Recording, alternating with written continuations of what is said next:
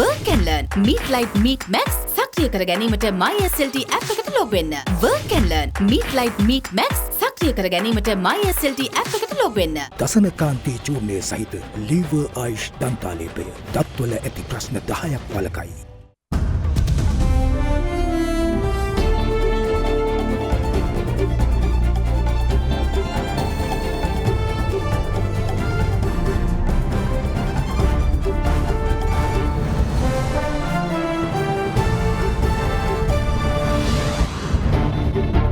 Tonight, in famous records, World Bank's latest food security update places Sri Lanka at 5th highest inflation among the countries. Sealing the deal. IMF mission team to visit Colombo tomorrow to reach staff-level agreement for extended fund facility for Sri Lanka's bailout. Temporary provisions. Interim budget likely to be tabled in Parliament on the 29th of August. Broken promises. The Bar Association and the UK High Commission calls on Government of Sri Lanka to stand by its commitment to stop using the PTA. Lifeline. More petrol and diesel shipments expected to arrive in Sri Lanka tomorrow. 30,000 metric tons of super diesel expected to be unloaded tomorrow. All this and much more coming up tonight on First at 9. This Tuesday, the 23rd of August 2022. Vim Deera milliliter CA Smart Pack එක රුපියල් 85ට දැන් වෙළඳ පොලේ. From AdaDerana, this is AdaDerana First at 9. Live from Studio 24 in Colombo. Good evening and welcome to AdaDerana 24's English News. I'm Andrew Bernard.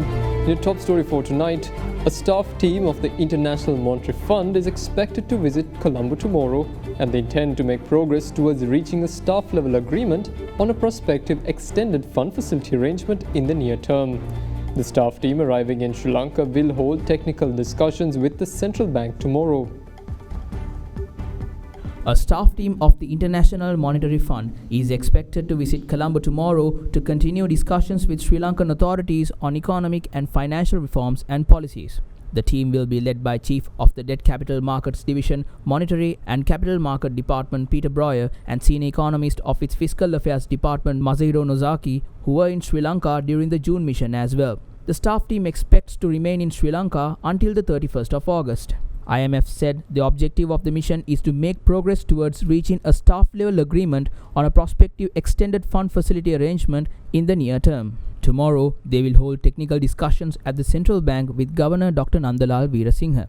In a recent statement by the IMF, they said the approval by the Monetary Authority's Executive Board on an extended fund facility program would require adequate assurances by Sri Lanka's creditors that debt sustainability will be restored as the country's public debt is assessed as unsustainable. Now, the World Bank ranked Sri Lanka 5th with the highest food price inflation in the world in its latest assessment.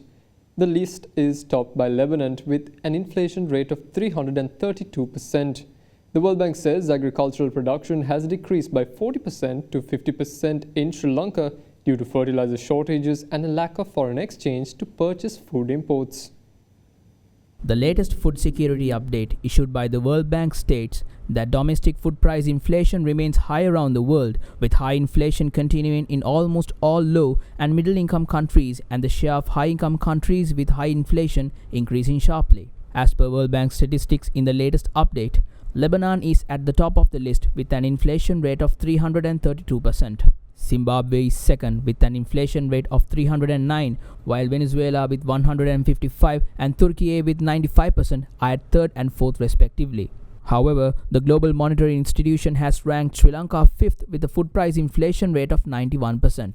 As of July 2022, the bank says Bhutan and Sri Lanka are experiencing significant shortages in domestic food supply. They say that agricultural production has decreased by 40% to 50% in Sri Lanka due to fertilizer shortages and lack of foreign exchange to purchase food imports, adding that fertilizer and fuel shortages are expected to limit the food supply. The World Bank, however, says some relief is coming from the first shipment of 44,000 metric tons of urea supported by Indian credit. They also say that there has been an increase in demand for Indian rice with roughly 9.6 million tons shipped this year. Now, Cabinet co-spokesperson Dr. Bandula Gunawardena says the interim budget, which is to be presented by the government for the next few months of the year, will likely be tabled to Parliament on the 29th of August. Speaking at the Cabinet press briefing today, the Minister, however, said that the Parliament agenda has not received so far. Speaking further, Dr. Gunawardena said a budget aiming to reduce government expenditure and increase revenue will be presented for the year 2023. 2023 වර්ෂයේ සඳහා වෙන වාර්ෂික අයවැය ලේඛනය සකස් කිරීම පිළිබඳ ගරු මුදල් අමාත්‍යතුමා විසින් cabinet මණ්ඩලයට පත්‍රිකාවක් මගින් කරුණු පැහැදිලි කළා. රජයේ ආදායම විශාල ලෙස වර්ධනය කර ගැනීමේ අවශ්‍යතාවයත් රජයේ වියදම් හැකිතාක් අඩු කිරීමේ අවශ්‍යතාවයත් අයවැය පරතරය දළදේශීය නිෂ්පාදනයේ ප්‍රතිශතයක් වශයෙන් 5% හෝ ඊට වඩා අඩු මට්ටමකට ගෙනීමේ අවශ්‍යතාවයක් තිබෙනවා. මේ ඉලක්ක සම්පූර්ණයෙන් විනාශ ගොස් තිබෙනවා පසුගිය කාලය තුල. රජයේ ආදායම දැන් ඊයේ දිනේ කැබිනට් පත්‍රිකාවෙන් ඉදිරිපත් කළා 2023-2025 කාල පරිච්ඡේදයේ වන විට දැනට රජයේ ආදායම දළදේශීය නිෂ්පාදනයෙන් 9%යි. එය 11.3 දක්වා ඉහළ නංවා ගත යුතු වෙනවා ඉලක්කය. ඊළඟට රජයේ වියදම දළදේශීය නිෂ්පාදනයේ ප්‍රතිශතයක් ලෙස 18.9යි. ඒ 18.1 දක්වා අඩු කර ගැනීම ඉලක්ක කරනවා. දැනට පසුගිය වර්ෂයේ අයවැය පරතරය මේ වර්ෂයේ 9.8ක් ඒ 6.8 දක්වා අඩු කරගන්න බලාපොරොත්තු වෙනවා. මේ ඇති වෙලා තිබෙන දරුණු ආර්ථික අගාධයෙන් ගොඩ එන්න නම් අවශ්‍යයෙන්ම රජයේ ආදායම් ඉහළ නංවා ගත යුතු වෙනවා. ඉන්ටරිම් බජට් එකකුත් එනවනේ. කවදද මතුමයි කියන්නේ? මම හිතන්නේ ලබන සතිවල පාර්ලිමේන්තුවේ 29 පාර්ලිමේන්තුවට එනවා කියලා මං හිතන්නේ. න්‍යාය පත්‍රයේ කුමක්ද දන්නේ නැහැ තියෙන්නේ හරියට න්‍යාය පත්‍රය ලැබිලා නැහැ තාම. පාඩු ලබන රාජ්‍ය ආයතන ව්‍යවස්ථාපිත මණ්ඩල යනාදී ප්‍රති සැකසුම් කරණයක් තුලින් ඒ අලාභ ලබන සමහර ව්‍යාපාර වසා දැමීමට හෝ වෙනත් ප්‍රතිකර්ම ක්‍රියාමාර්ග යෙදුවේ නැත්නම් අපිට මේ රට තවදුරටත් පවත්වාගෙන යන්න බැරි තත්වයට පත් වෙලා තිබෙනවා. In other decisions, the Cabinet approved the proposal presented by the Minister of Tourism and Lands to sign a proposed Memorandum of Understanding between the Ministry of Tourism and Lands and the Ministry of Heritage and Tourism of the Sultanate of Oman regarding cooperation in the field of tourism. The Cabinet also green-lighted the signing of a proposed Memorandum of Understanding between the Ministry of Agriculture, Fisheries Resources and Water Sources of the Sultanate of Oman and Sri Lanka's Ministry of Agriculture in relation to the agriculture sector cooperation. Now, Minister of Power and Energy Kanchana Wijesekara says few more fuel shipments are expected to arrive in the country during the days to come. He said that an auto diesel cargo is expected to arrive between the 25th and 26th of August and an octane 92 petrol cargo between the 27th and 29th of this month. Meanwhile, the Power and Energy Ministry expects to introduce the non-vehicle fuel requirement registration and a tourist fuel pass to the National Fuel Pass system by the first week of next month. In a tweet, Minister of Power and Energy Kanchana Wijesekara said another 30,000 metric tons of super diesel is expected to be unloaded tomorrow. The Power and Energy Ministry expects another cargo of auto diesel to be received between the 25th and 26th of August and a 92-octane petrol cargo between 27th and 29th of August. The minister said that Ceylon Petroleum Corporation commenced kerosene and jet fuel distribution yesterday. Further, the second shipment of Ural crude oil for the operations of the Sapagaskanda refinery is due to arrive later today. In the meantime, a review meeting of the National Fuel Pass was held online this morning under the patronage of the Energy Minister. In a tweet, Minister Wijesekara mentioned that non-vehicle fuel requirement registration and the tourist fuel pass will be introduced by the first week of September. In addition, a special category of fuel quota additions for essential services is also to be introduced in comparison to data obtained from the last 3 weeks. Now, Reuters, quoting sources, reported that Sri Lanka's former president Gotabaya Rajapaksa may return home in about 2 weeks, depending on part-on arrangements to secure his safety. The ex-president Gotabaya left Sri Lanka in the early hours of the 13th of July after mass protests took Colombo by storm. Meanwhile, the Human Rights Commission of Sri Lanka said the family of former President Gotabaya Rajapaksa is entitled to the protection of the law to a safe return to the country. In a letter addressed to the President, HRCSL said that it has received several complaints alleging that the ex-president Gotabaya Rajapaksa had tendered his resignation under the threat and coercion of the government, had failed to provide adequate security to him during this period. The letter said it is recommended that the government of Sri Lanka take all necessary steps to assess the threat situation and provide the ex-president with the security protection provided under the law for ex-president to return to the country whenever he makes such a request. Now stay with us for more news after this short break.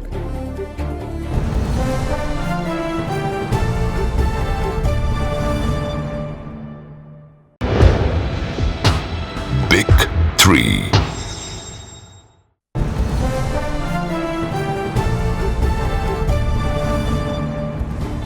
Welcome back. Now, the Bar Association of Sri Lanka called on the President and law enforcement authorities to refrain from using the Prevention of Terrorism Act and to immediately rescind the detention orders issued on the suspects. The BSL notes that the PTA is now being used despite assurances by the government of Sri Lanka that it was implementing a moratorium on the use of the PTA. Yesterday, the Ministry of Defence granted permission to the request made by police to extend the detention order on Inter-University Students' Federation convener Wasantha Mudalige, Galwawa Shri Dhammathera and Hashantha Gunathilaka for 90 days. The trio are currently being detained under the Prevention of Terrorism Act. The Terrorist Investigation Division, which is currently handling the investigations, detained them at a detention centre in Tangol. The Terrorism Investigation Division has informed that it will notify on granting permission to the IUSF convener Wasantha Mudalige and the two others who are detained for questioning to meet their closest relatives after inquiring their consent. The relatives of the suspects will get an opportunity to meet the suspects once a week from Monday to Friday from 9 am to 4 pm. Meanwhile, the Bar Association today called on the President and law enforcement authorities to refrain from using the PTA in this manner and to immediately rescind the detention orders issued. In a statement, the Bar Association said that the PTA is a draconian piece of legislation which gives wide powers to the executive to arrest and detain persons for a lengthy period of time. BSL says although it is said the detention orders are amenable to the fundamental rights and writ jurisdictions of the apex courts, they are not subject to regular judicial supervision unlike instances of arrests and detention under the general law.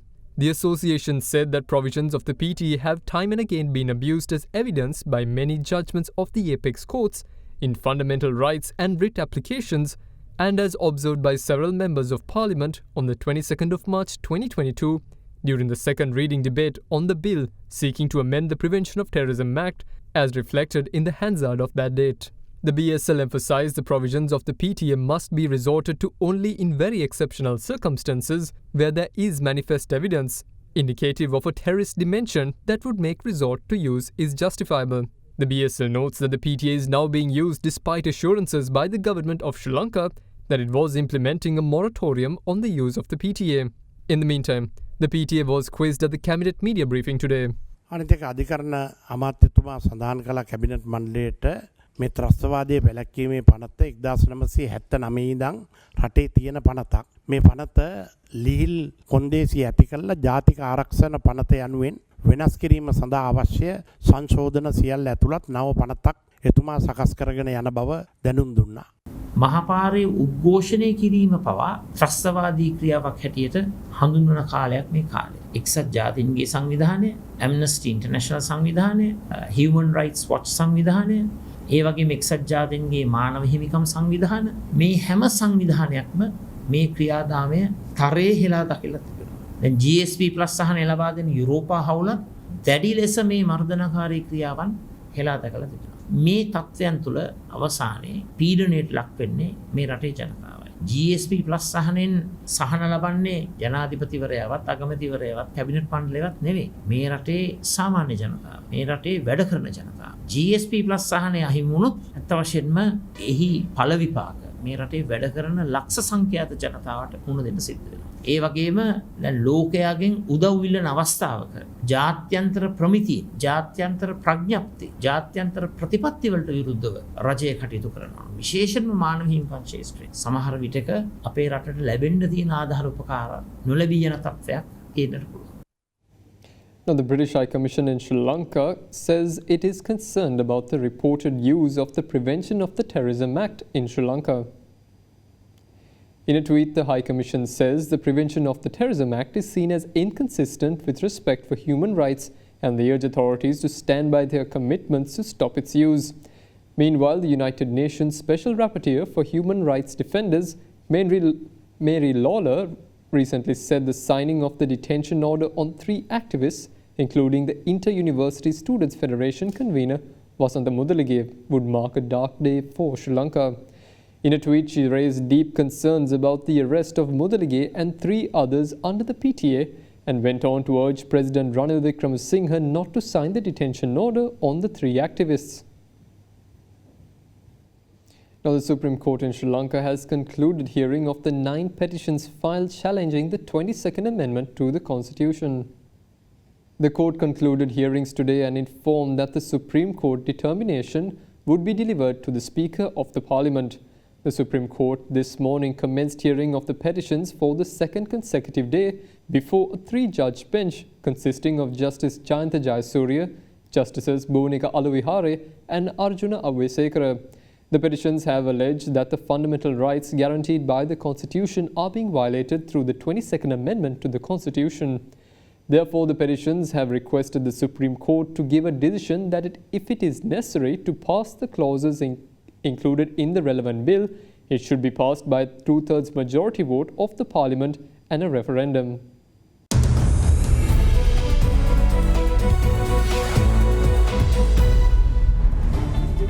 Welcome back. Now, after 3 consecutive days in green, the SBI closed the day in red, down marginally, despite recording the highest turnover in a week. The SBI opened the day higher and moved up during the first few minutes into trading, however lost steam afterwards on the back of profit-taking in heavyweights. Eventually, with the substantial recovery in LIOC index, managed to partially recover the losses, yet the index closed the day at 9,072, losing 16 points.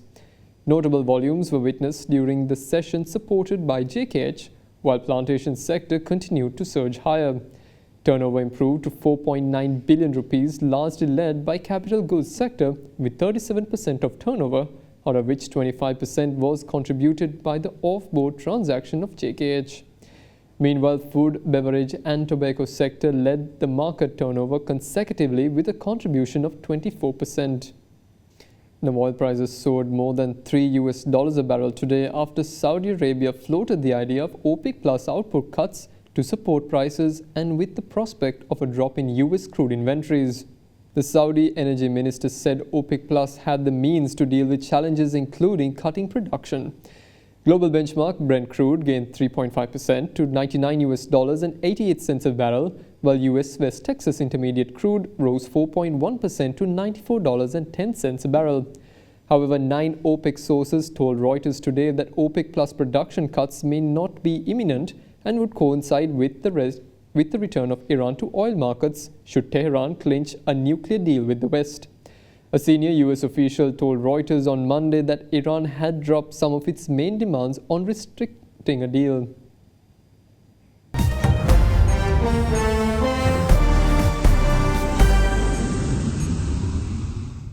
Now, Malaysia's former Prime Minister Najib Razak today earned the dubious distinction of being the nation's first former Prime Minister to be jailed. This comes after the federal court dismissed his final appeal against the corruption conviction linked to a former unit of scandal-tainted state fund, One Malaysia Development Berhad. Malaysia's top court today upheld former Prime Minister Najib Razak's conviction and 12-year jail sentence in a graft case linked to the looting of the One Malaysia Development Berhad State Fund. Najib's loss in his final appeal means he will have to begin servicing his sentence immediately, becoming the first former Prime Minister to be jailed. In 2020, a court had found him guilty on 7 counts centered on a total of 42 million ringgit, which was transferred from SRC International, a former unit of 1MDB, into his private accounts. He was sentenced to 12 years of jail and a fine of $46.8 million. However, the ex-Prime Minister has maintained his innocence and has been on bail while his appeals move through the courts. In his final push for freedom, the former Premier sought today to remove Malaysia's top judge from the final appeal against his 12-year prison sentence, saying she may not be impartial. In his application, Najib claimed that she could be biased as her husband made a Facebook post in 2018, which was critical of Najib. As such, the court's findings may be seen as tainted with bias, and the public perception of the independence of the judiciary will be in doubt, Najib said in his application. However, the 5-member federal court panel said it unanimously found the High Court judge was right in his judgment, and that Najib's appeal was devoid of any merits. His latest move came after the federal court last week rebuffed several attempts by Najib to delay the hearing. It rejected his attempts to introduce new evidence that could spark a retrial on allegations of bias by the High Court judge who sentenced him in the year 2020. The court also refused to postpone the hearing for Najib's newly appointed lawyers to prepare for the case. In this backdrop, Najib has protested that his right to a fair hearing was at stake, as he was left with no effective counsel or proper representation in such a case. However, the court affirmed Najib's conviction and sentence, and the ex-premier was transported to Kangjang prison in a police motorcade about an hour after the court delivered its ruling. Najib's supporters were furious over the verdict, and hundreds of supporters amassed outside the court. And that's all the news we have for you this evening. Join us again tomorrow at the same time. Good night.